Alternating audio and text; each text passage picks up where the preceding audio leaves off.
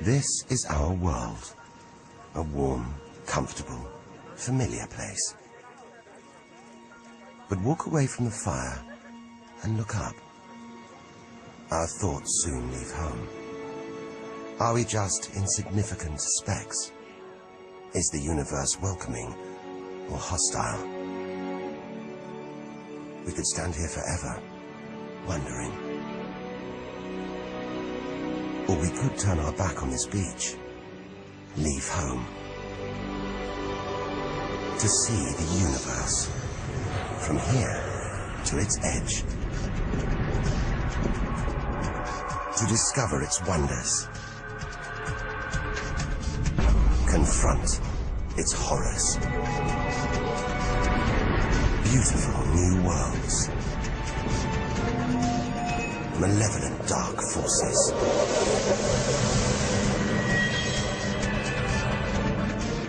the beginning of time, the end of the world. Would we have the courage to see it through? Or would we run for home? There's only one way to find out.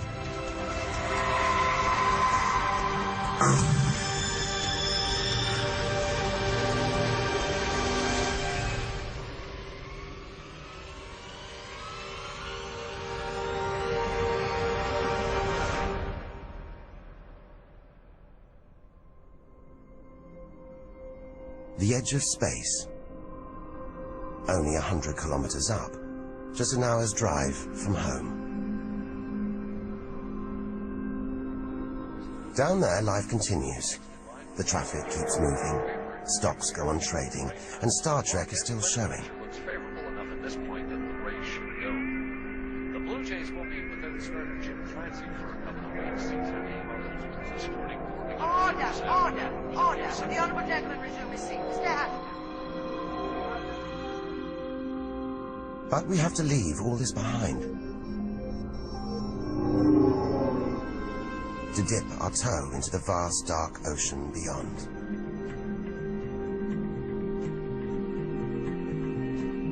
Into the shallows. Not too far from home. Onto the moon.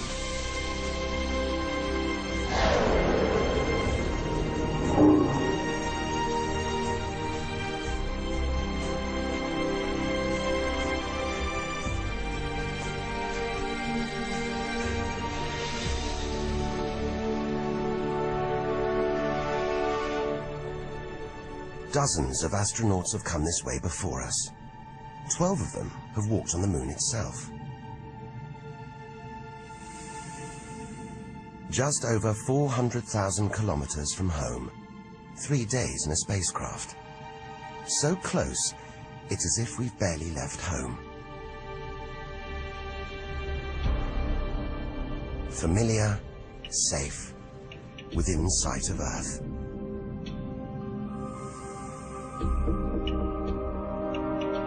It looks like a deserted battlefield, bombarded by millions of meteoroids and asteroids.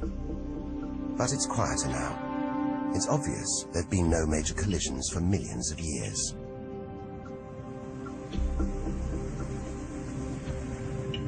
This brings back memories.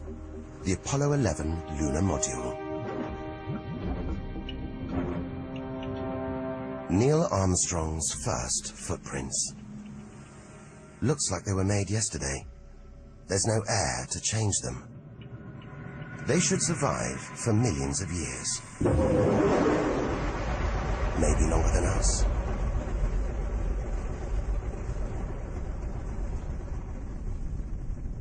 Our time is limited.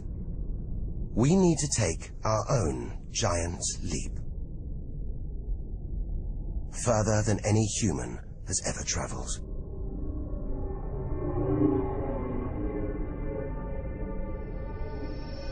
Out of the darkness, a friendly face. The goddess of love. Venus. The morning star. The evening star. Sometimes she welcomes the new day in the east, Others, she says goodnight in the west. The planet's spectacular yellow clouds reflect the sunlight. That's why this is the solar system's brightest planet. A sister to our planet. She's about the same size and gravity as Earth. We should be safe here.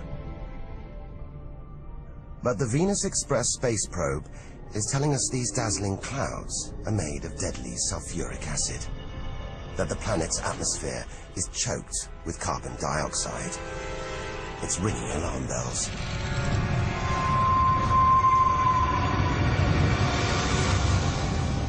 Venus is one angry goddess.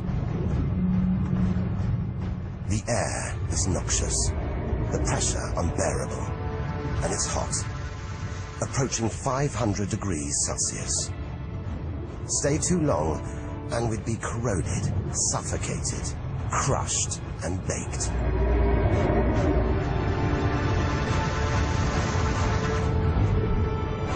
Nothing can survive here. Like this. It's a Soviet Venera robotic probe. Its heavy armor's been wrecked by the extreme atmosphere.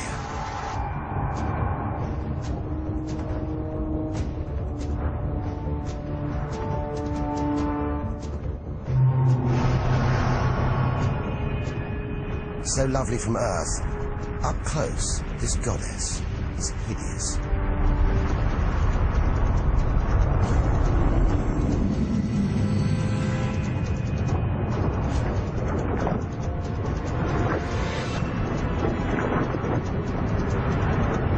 She's the sister from hell, pockmarked by thousands of volcanoes. All that carbon dioxide in its atmosphere is trapping the sun's heat. This is global warming gone wild. Before it took hold, maybe Venus was calm, more like her sister planet Earth. If that's true, this could be our planet's future.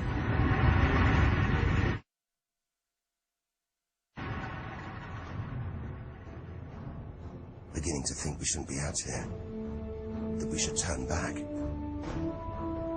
But there's something hypnotic about the sun. Like Medusa, too terrible to look at, too powerful to resist, luring us onwards. On, like a moth to a flame. Dwarfed by, scorched by the sun, it's Mercury. Get too close to the sun, this is what happens. Temperatures swing wildly here. At night, it's minus 170 degrees. Come midday, it's 400 plus. Burns, frozen, and look at those scars. A sign that Mercury had a violent past. The Messenger space probe. It's telling us something strange. For its size, this little planet has a powerful gravitational pull. It must be heavier than it looks. It's like a huge ball of iron, covered with a thin veneer of rock. The core of what was once a much larger planet. Maybe a stray planet slammed into Mercury, blasting away its outer layers in a deadly game of cosmic pinball. Whole planets on the loose, destroying anything in their path, even entire planets. And we're in the middle of it. Vulnerable, exposed, small. Everything is telling us to turn back. But who could defy this? The sun, in all its mesmerizing splendor. Our light, our lives. Everything we do is controlled by the sun, depends on it. And more than that, it's the Greek god Helios driving his chariot across the sky. The Egyptian god Ra, reborn every day. The summer solstice sun rising at Stonehenge. For millions of years, this was as close as it got to staring into the face of God.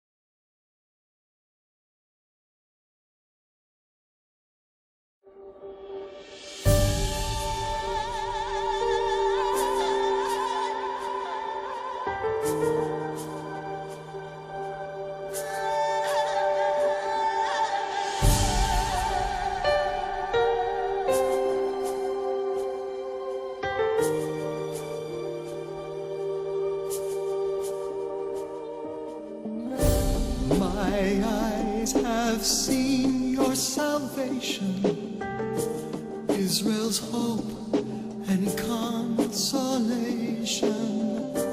a light unto the nations and the glory of your people, Israel.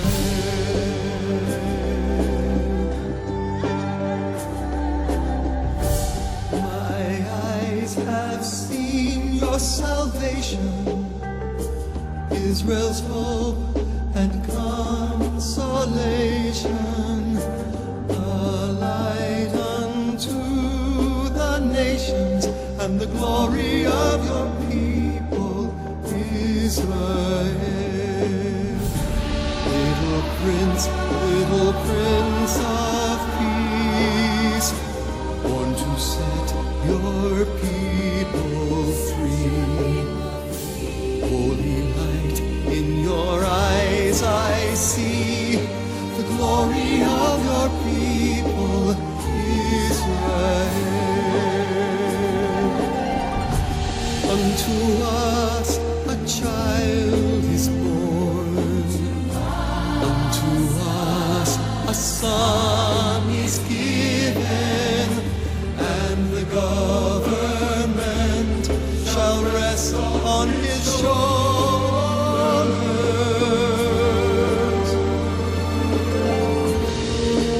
Call his name Wonderful, Counselor, the mighty God, forever and ever he shall reign.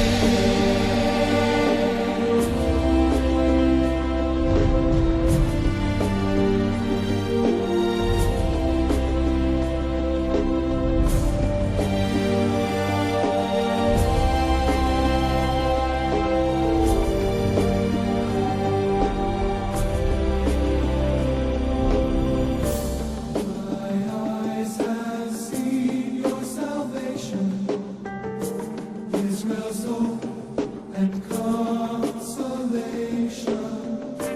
a light unto the nations and the glory of your people, Israel. Little Prince of Peace, resting on your mother's knee, you shall arise, a king to be, the glory of your people, Israel.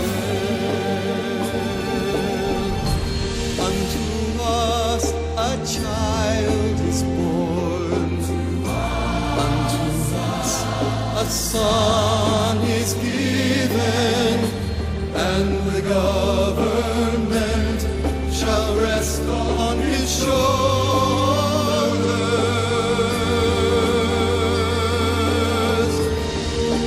Call his name Wonderful, Counselor, the mighty God, forever and ever he shall reign. My eyes have seen your salvation, Israel's hope and consolation, a light unto the nations and the glory of your people, Israel.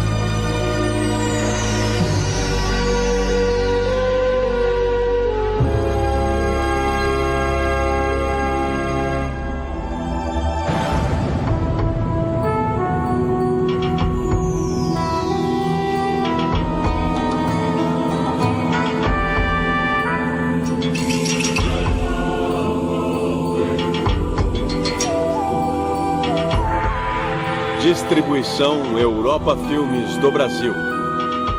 Versão brasileira. Lip Sync, São Paulo. História das religiões.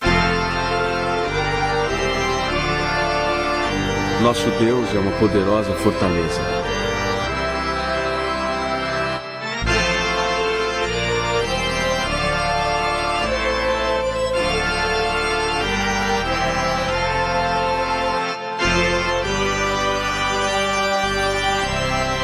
Protestantismo. Eu não me envergonho do Evangelho de Cristo, pois ele é a força de Deus para a salvação de todo aquele que acredita, do judeu, em primeiro lugar, mas também do grego, pois nele está a justiça de Deus revelada pela fé, e na fé, como está escrito, o justo viverá pela fé.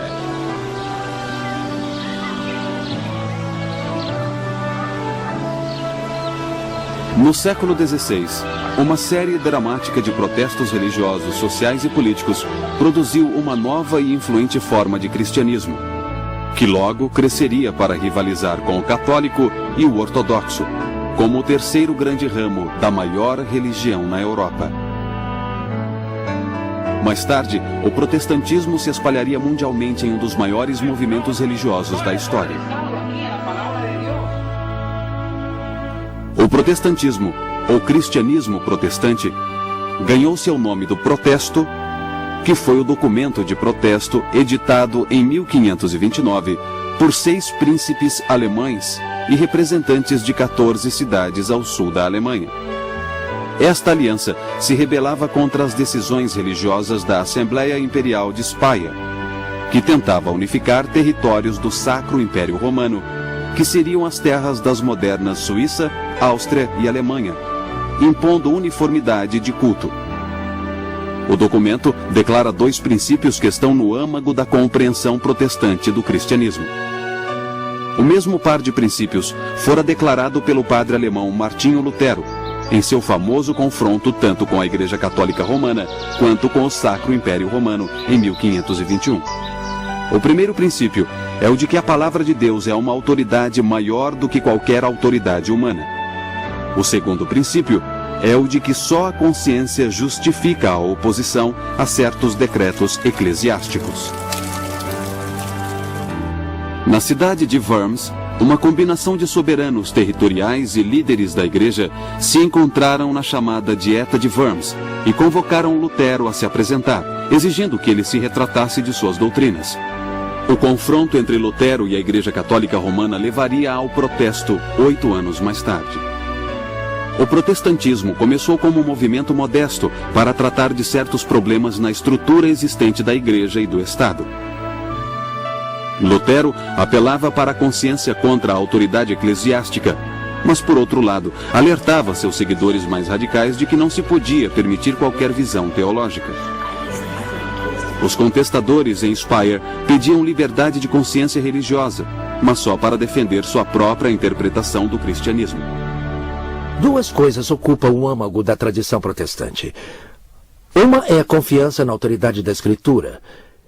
Este antigo conjunto de escritos esclarece o modo de vermos o mundo. O segundo tema no âmago e cerne do movimento protestante tem sido essa convicção de que nós somos perdoados, embora sejamos imperdoáveis.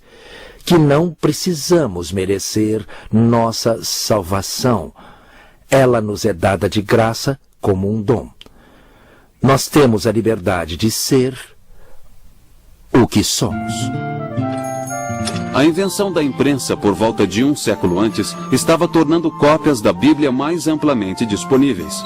Vários cristãos passaram a decidir por si sós qual o sentido da Escritura.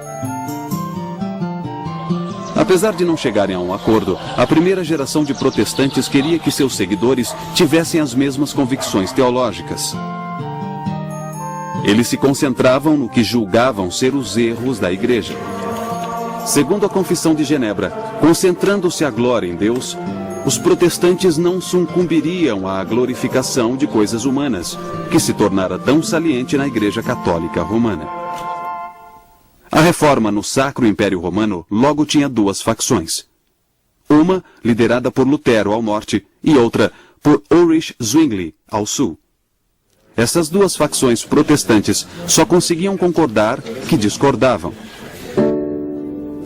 Um outro princípio protestante inicial foi chamado de sacerdócio universal dos fiéis. Esse princípio não significava que não deveria haver pastores, nem significava que a hierarquia social deveria ser abolida. O sacerdócio dos fiéis significava que todas as pessoas possuíam acesso imediato a Deus, que elas não precisavam da mediação de um padre. Lutero defendeu algo parecido ao proclamar que todos os cristãos batizados são sacerdotes. Assim, cada pessoa tem o direito, e mesmo a obrigação, de se preocupar com o que está certo ou errado em matéria de fé. Os leigos não deviam ser intimidados por aqueles que alegam que essa tarefa é para especialistas. Lutero tinha interesse em examinar a natureza da vida religiosa, talvez por ter sido monge. Agora, ele argumentava que qualquer trabalho honesto, feito a serviço de Deus, é considerado como vida religiosa. Ele também defendia que todas as vocações são iguais perante Deus. Mas uma outra implicação surgiu de um novo foco protestante sobre a Bíblia. A Bíblia foi traduzida para as línguas vernáculas e foi impressa e distribuída para leitura e interpretação. Os protestantes chamavam a Bíblia de fonte e autoridade da fé. E eles a viam como um livro para o povo, como o centro da devoção e do culto particular e coletivo. Mas persistia um problema.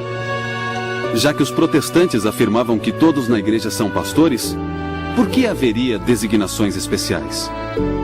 A maioria dos primeiros reformadores acreditava que se deveria escolher pastores para a realização de certas tarefas. A Bíblia não era para ser compreendida, mas sim dramatizada. Tornou-se mais importante do que nunca que leigos soubessem ler e que fossem educados nas doutrinas básicas da fé. A tarefa do pastor não era tanto a de conduzir um ritual formal, mas sim a de expor a palavra ou anunciar o evangelho. Assim, o sermão tornou-se o evento central do culto religioso.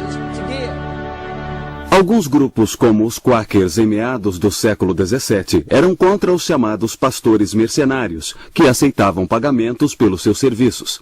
Eles se queixavam que isso separava os pastores dos leigos. Após lutas, conflitos e debates nas primeiras décadas da Reforma, surgiram 4 formas distintas de protestantismo. São as expressões luterana, reformada, radical e anglicana do protestantismo. Esses movimentos apareceram primeiro na Europa, depois nos Estados Unidos e em outras partes do mundo. O primeiro dos movimentos protestantes foi o luterano. O movimento luterano começou quando o padre católico Martinho Lutero, em 1517, pregou sua lista de 95 teses na porta de sua igreja em Wittenberg, Alemanha. Lutero baseou-se em sua própria experiência para criar uma nova compreensão da fé. Ele insistia que os humanos são incapazes de serem virtuosos sozinhos e que a retidão vem unicamente de Deus com o perdão dos pecados. No culto, Lutero manteve mais elementos da missa católica tradicional do que os outros grupos protestantes. Ele acreditava que alguns rituais continham uma tradição antiga e venerável. Mas a doutrina católica da transubstanciação, segundo a qual, durante a comunhão, o vinho e o pão literalmente tornam-se o corpo e o sangue de Cristo, foi substituída por Lutero pela doutrina da presença real. A doutrina revisada de Lutero diz que o vinho e o pão não são alterados metafisicamente, mas apenas que Jesus realmente se faz presente durante a comunhão. Lutero baseou sua doutrina na declaração de Jesus na última ceia, quando ele quebrou o pão e disse: "Este é o meu corpo." Lutero manteve 2 sacramentos, o do batismo e o da comunhão. Mas os outros 5 sacramentos católicos, crisma, penitência, unção dos enfermos, ordem e matrimônio, foram abandonados ou rebaixados para algo inferior a sacramentos. Lutero dizia que Cristo não os teria instituído e que a esses outros sacramentos faltava a promessa da graça. Da mesma maneira, Lutero abandonou dogmas católicos como o do purgatório, o das relíquias de santos e o do acúmulo de méritos. Ele acreditava que esses dogmas não possuíam respaldo bíblico claro. Ulrich Zwingli estava mais para um pastor político. Como ardente patriota suíço, ele defendia os direitos de seu país contra as intromissões de autoridades políticas e eclesiásticas externas. Quando Zwingli assumiu a posição de pastor em Zurique, em 1519, ele chamou atenção ao declarar que pregaria continuamente a partir do Novo Testamento. Zwingli disse que basearia toda a devoção religiosa unicamente na autoridade da Escritura. Isso o levou a se opor a várias práticas católicas tradicionais, tais como o jejum, a prece aos santos, a doutrina do purgatório e a obrigação de pagar o dízimo. O Concílio de Zurique exigia um debate público entre Zwingli e os representantes do bispo. Para esta ocasião, Zwingli produziu 67 artigos, vários deles centrados no tema emergente da liberdade com relação às regras e às restrições eclesiásticas. As modificações de Zwingli acabaram por tornar-se um padrão para as igrejas reformadas. Em contraste com a abordagem luterana, Zwingli afirmava que a igreja devia fazer apenas o que consta nas Escrituras. Não pode apenas evitar o que é condenado. As diferentes igrejas reformadas aplicaram esse princípio diversamente, mas todas eliminaram muito mais da liturgia católica tradicional que os luteranos. A arte era muito importante nas igrejas antes da Reforma. Muitas pessoas não sabiam ler, o latim usado na missa não era compreendido pelas pessoas, então os fiéis se sentavam no santuário. Sem saber exatamente o que ocorria, não participavam ativamente da missa. E a arte que eles podiam observar, lendo as figuras que estavam nos vitrais, nas pinturas e nas estátuas, se tornou muito importante para eles. Mas, infelizmente, para alguns, aconteceu de a arte se tornar mais importante do que aquilo que era representado. E isso foi parte da crítica da Reforma. Queriam fugir disso, dos que louvavam mais a obra de arte que o seu tema. Lamentavelmente, foram destruídas muitas peças incríveis na Reforma. Algumas pessoas assumiram a posição de que o único meio de cura estava na destruição de toda a arte, e isso foi muito triste. A tradição reformada também começou a procurar um modelo bíblico apropriado para organizar o governo da Igreja. João Calvino, pastor francês em Genebra, achou seu modelo em uma ordem de ministério de 4 frentes que ele dizia ter sido instituída por Jesus. As 4 ordens eram pastor, doutor, que chamaríamos de professor, ancião e diácono. Muitas diferenças teológicas impediram que os luteranos e a comunidade reformada cooperassem numa frente protestante comum. A questão que causava mais divisão era a comunhão. Zwingli achava que o conceito de Lutero de presença real lembrava demais a transubstanciação católica. Ele argumentava que pão e vinho significam ou representam o corpo e o sangue de Cristo. E a comunhão, por conseguinte, era só um memorial do que Cristo fez. Zwingli acreditava que a comunhão era claramente secundária ao serviço da palavra. Ele sugeria que a ceia fosse celebrada trimestralmente, opondo-se assim ao desejo de Lutero de manter a palavra e o sacramento juntos no culto cotidiano. Os reformados também recebiam os elementos sentados em vez de irem até à mesa.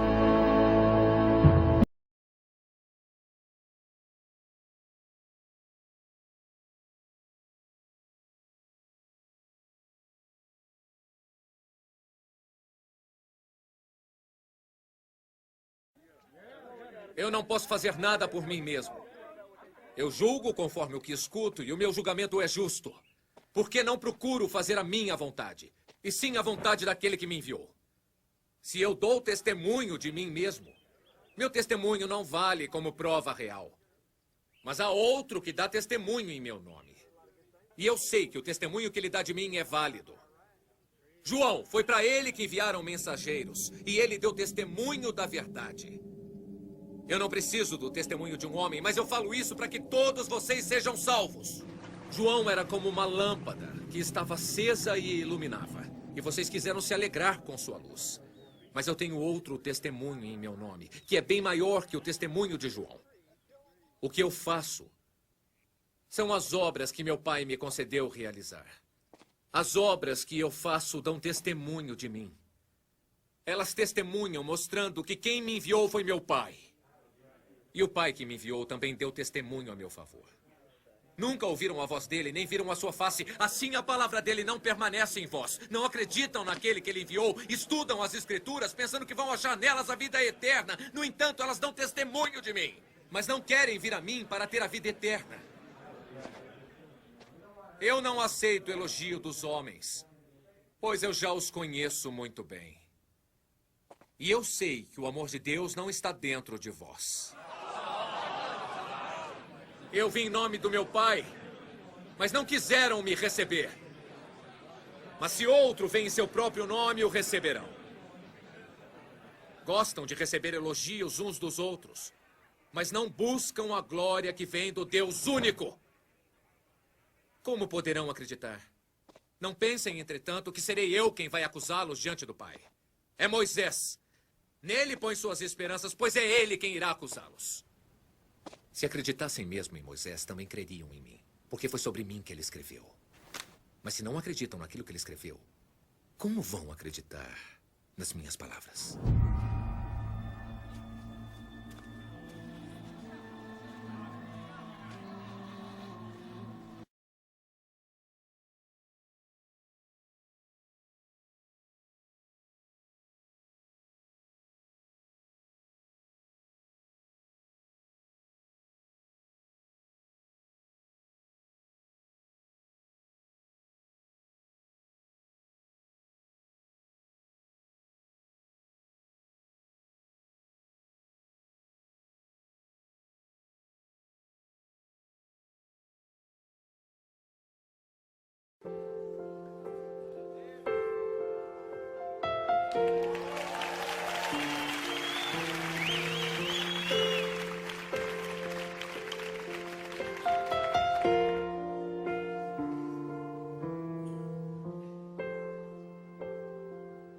Este é o meu respirar.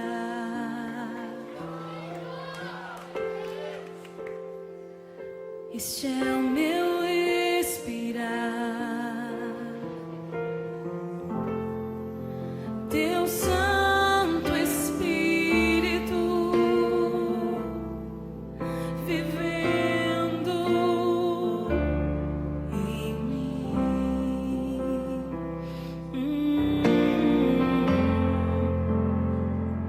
E este é o meu pão.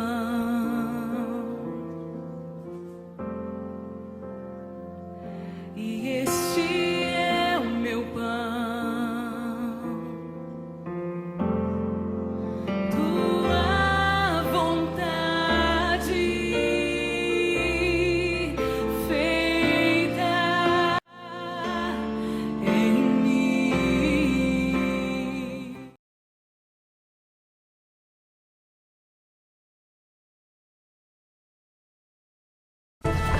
Os teocratas e espiritualistas surgiram no início da Reforma Alemã. Thomas Müntzer alegava ter recebido uma revelação que supostamente ia além da Escritura, e acreditava que essa revelação seria cumprida na história. Müntzer pregava que os eleitos se separassem dos ímpios e declarava que os príncipes cristãos deviam tomar a espada para estabelecer os preceitos de Deus. Durante mais de um século, Müntzer seria um símbolo tanto para protestantes como para católicos romanos. Mas os radicais chegaram a limites perigosos em seus esforços para derrubar a sociedade existente. O terceiro grupo de radicais foram os antitrinitários. O mais famoso deles, no século XVII, foi Miguel Serveto, médico e filósofo espanhol, também conhecido como Michael Servetus. Preso em Genebra em 1553 pelas autoridades civis, Servetus foi julgado por heresia e condenado à morte. Sua execução foi importante para a autocompreensão protestante. Ela gerou um debate sobre a essência da fé protestante. Sua execução também gerou uma defesa da liberdade religiosa que se tornaria crucial para os protestantes que viriam. João Calvino participou na condenação de Servetus a ser queimado na estaca. E para ele, a execução foi um triunfo da verdade sobre a heresia. O termo anabatista ainda é às vezes usado para identificar vários desses grupos radicais. Mas o termo se aplica de modo mais apropriado a um grupo menor, cujos membros buscavam restaurar o estilo de vida apostólico que existia entre as primeiras comunidades cristãs. A alcunha anabatista, na verdade, foi um termo inventado pelos oponentes desses grupos. Anabatista quer dizer rebatizador, e é usado para grupos que creem que o batismo não é para crianças. Os anabatistas creem que o batismo é só para os que podem confessar sua fé. Os grupos anabatistas mais significativos foram os irmãos suíços, os menonitas e os uteritas. Os menonitas levam o nome de seu teólogo líder e antigo padre, Menno Simon, e ficavam na Holanda e no norte da Alemanha após 1540. Na América do Norte, descendentes da tradição menonita incluem várias comunidades Amish em áreas rurais de vários estados e no oeste do Canadá. Os anabatistas foram presos, banidos ou executados em graus variados ao longo dos séculos XVI e XVII. As razões legais para essa perseguição eram violação da lei civil, rebelião e heresia. A perseguição foi ampla o bastante para criar entre os anabatistas um sentimento de igreja de mártires. É impossível para os batistas documentarem sua história do modo como outros o fizeram. A documentação é difícil para um grupo perseguido. Por não tolerarmos manipulação em questões religiosas, fomos severamente perseguidos até o ponto de sermos mortos em nossos primórdios. Em especial, onde soberanos resolviam decretar que todos naquele país deviam aderir à mesma igreja. Sentíamos que ser de uma igreja deveria ser uma conclusão da experiência religiosa. Cada um precisa ter uma experiência pessoal com o Senhor. Alguns creem que você precisa ser batizado para ser salvo. Os batistas nunca defenderam isso. Eles acreditam que você é salvo pela graça através da fé. Se batizamos por imersão, é porque isso é uma representação do que aconteceu com Cristo. Ele foi morto, foi enterrado e ressuscitou. O batismo vem depois da conversão e não como parte dela. Assim é retratado o que acontece ao indivíduo em sua confiança em Cristo. Ele é enterrado para sua antiga vida de pecados e ressuscita uma nova vida em Cristo Jesus.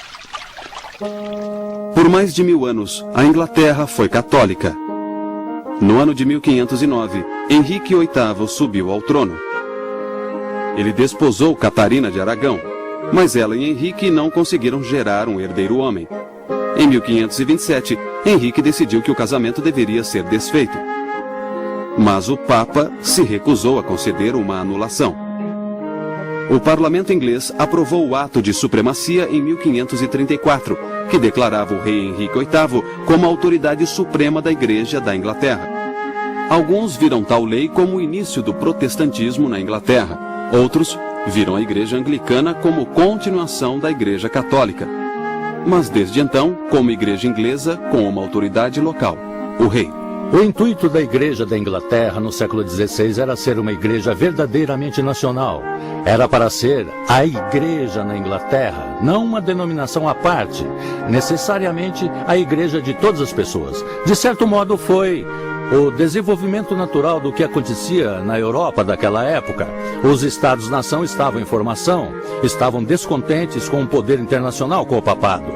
Do século XIV em diante, na França, Itália, Alemanha, Espanha, todos os países diziam: queremos continuar católicos romanos na teologia, mas queremos o controle de nossa própria igreja. De certo modo, era tudo o que Henrique VIII queria. Para aqueles que a viam como continuação da Igreja Católica, a Igreja da Inglaterra agora se tornara um meio-termo entre o protestantismo e o catolicismo romano. O protestante Thomas Cranmer ajudou a resolver o problema marital de Henrique VIII ao propor que a questão fosse colocada não ao Papa, mas sim aos teólogos das universidades. O primeiro livro de liturgia comum, escrito em 1549 e revisado em 1552, fora em grande parte obra do protestante Thomas Cranmer. Este é o livro de 1549, o primeiro livro de liturgia comum de Cranmer. Sua importância foi que ele se inspirou muito na beleza da liturgia católica da Idade Média, mas traduzindo-a para o vernáculo para ser acessível a todo o povo. O anglicanismo sempre considerou que, apesar da importância do clero e da importância dos bispos, o verdadeiro povo de Deus são os leigos, são todos os batizados, que agora participavam totalmente do culto graças ao trabalho de Cranmer. Em 1533, Cranmer tornou-se arcebispo de Canterbury. Em 1553, o catolicismo foi restaurado na Inglaterra, quando Maria, a filha católica de Catarina, tornou-se rainha. Cranmer foi queimado na estaca junto com algumas centenas de outros hereges protestantes. Outros protestantes fugiram para a Europa continental para cidades protestantes, como Estrasburgo, Frankfurt e Genebra. Quando Maria morreu em 1558, Isabel subiu ao trono. Ela era filha de Ana Bolena, segunda esposa de Henrique VIII, e como rainha, foi virtualmente impelida por tal descendência a ficar do lado dos protestantes. A Inglaterra voltava ao protestantismo e os exilados podiam voltar para ajudar a protestantizar a igreja inglesa. Entre aqueles que divergiam do padrão anglicano estava um grupo chamado de puritanos. Eles surgiram em parte de uma disputa sobre o governo da igreja. Uma das primeiras discórdias envolvia a continuação do uso de vestes ou itens usados pelos pastores nas cerimônias do culto. Um dos símbolos inconfundíveis do bispo é o báculo. O bispo é o pastor, líder do povo, e pastor significa que comanda o rebanho.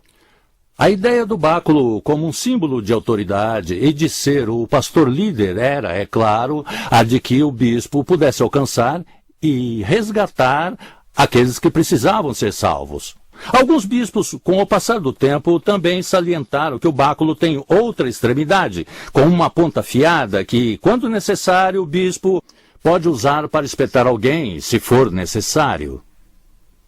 Alguns desses puritanos da Inglaterra podiam ser chamados de presbiterianos. Os puritanos meditavam muito sobre a gravidade do pecado, sua cura e a necessidade de Deus para suscitar a conversão de uma alma individual.